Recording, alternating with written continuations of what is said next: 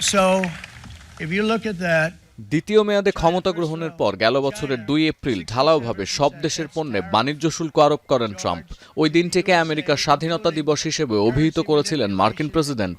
যদিও সুপ্রিম কোর্টের রায়ে ভেস্তে যেতে বসেছে ট্রাম্পের নয়া শুল্ক নীতি।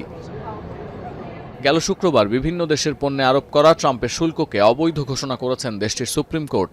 রায় বলা হচ্ছে, international emergency economic powers act প্রয়োগ করে ওই শুল্ক আরোপ করেছিলেন ট্রাম্প, কিন্তু এই আইন মার্কিন প্রেসিডেন্টকে শুল্ক আরোপের ক্ষমতা দেয় না।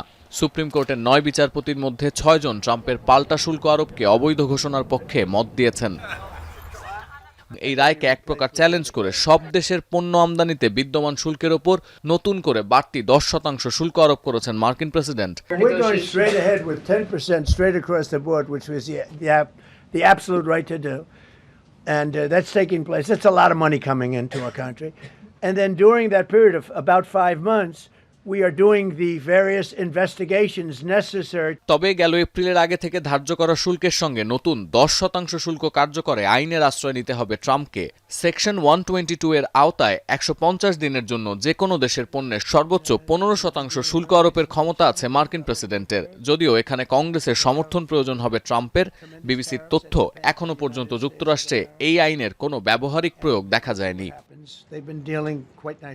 সতীর্থ কর্মকার, এখন বিশ্ব। নায়াসিনামাইড ও স্যালিসাইলিক সমৃদ্ধ লিলি ফেস ওয়াশ যা ফেসের ডেড স্কিন সেল দূর করে দেয় দ্বিগুণ ফাস্টার ব্রাইটেনিং।